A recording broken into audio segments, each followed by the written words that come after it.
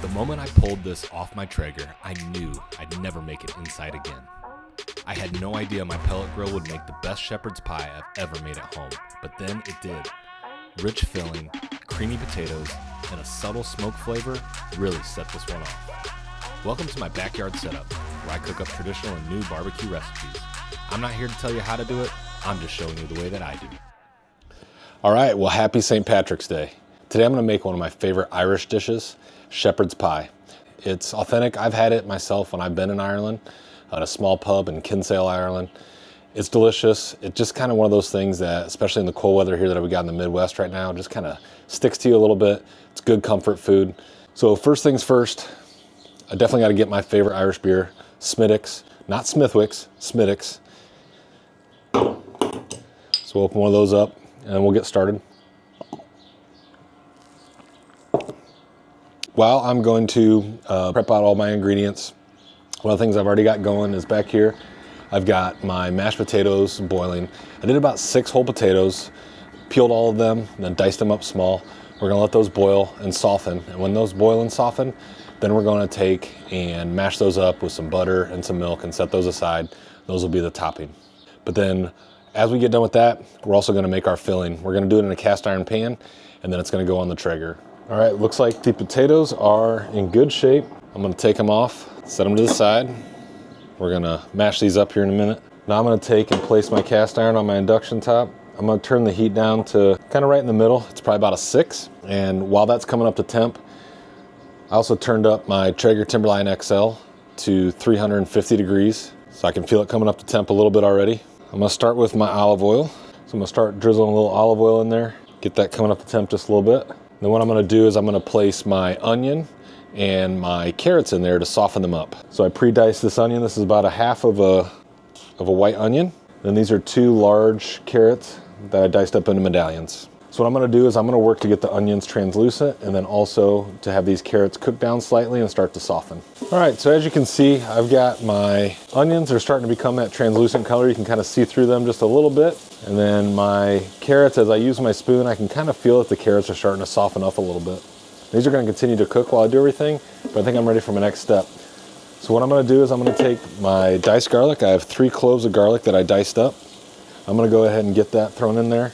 And essentially what I'm doing with this is I'm just gonna cook it for a very short time here, get it on the heat, and it's gonna open up a lot of those flavors and those aromatics that come with the garlic. And so I can smell that delicious garlic starting already. I only do that for about 30 seconds.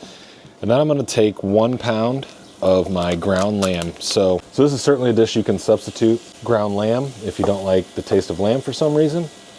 You can substitute it with ground beef. I'm sure any other ground meat, right? Ground turkey, ground chicken. But ground lamb is the traditional way that a shepherd's pie is made. And so that's the way we're going with. So basically I'm gonna let this cook down just a little bit. We're gonna brown all this up. All right.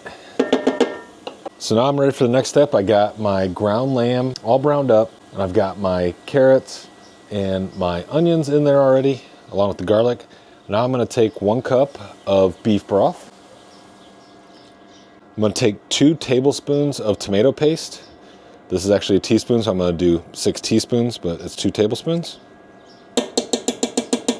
Also gonna do 2 tablespoons of Worcestershire sauce, but you know, I'm doing the Burton's W sauce.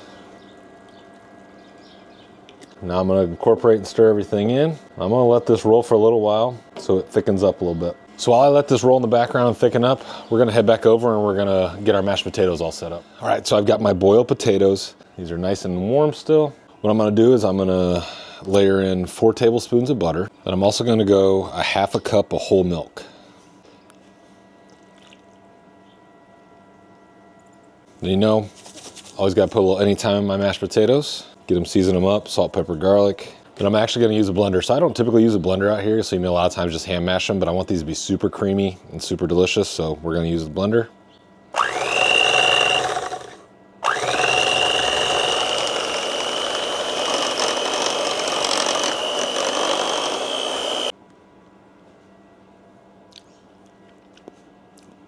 Wow. All right, so I had my mixing simmering over there. As you can see, it thickened up quite a bit, and it's gonna thicken up even more when I get it on the smoker. But what I'm gonna do is I'm gonna first layer in my peas. We're gonna go with about a cup of frozen peas. Obviously this part is to taste. Might not go all these. I'm just gonna get a nice set of frozen peas in there. And I'm just gonna kind of fold these in. I'm not gonna stir them super hard, but again, they're frozen. I like to use frozen peas. If you use regular peas and put them in there, they're gonna get a little mushy. These frozen peas are gonna soften up just enough that you're gonna think they're delicious, but they're not gonna become too soft. So I got those folded in nicely. Now I'm gonna take my mashed potatoes, get a spatula out. What we're gonna do is we're gonna basically put mashed potatoes over the top of this entire dish. So I want it to be relatively flat. So I wanna cover the entire thing with a nice thick layer of mashed potatoes. It is now ready to go in the smoker. Last little thing I'm gonna do, I like to take my fork, I just kind of rough up the top a little bit. I think it helps them brown up a little bit better. So there it is. I'm gonna run this in the Traeger Timberline XL. I'm gonna run it for about 40 minutes and then I'm gonna check it to kind of see where we're at. And that last 10 to 15 minutes, I'm gonna actually crank it up to 400 to get just a little bit of a crust on top. But we're gonna set it right here. Whoop, gotta get Smittix out of the way. So I've got it running at 350. Place this right on the rack. Then we're gonna go ahead and check it in about 40 minutes. All right, shepherd's pie has been in the Traeger Timberline XL for real close to about 45 minutes.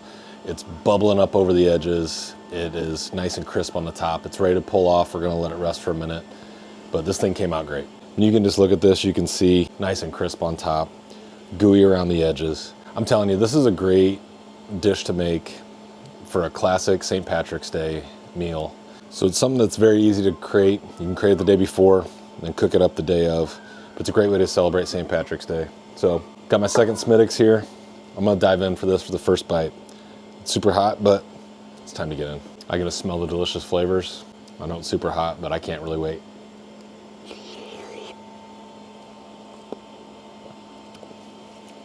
Wow, it's delicious, it's yummy, it's piping hot, but man, it's a really good one.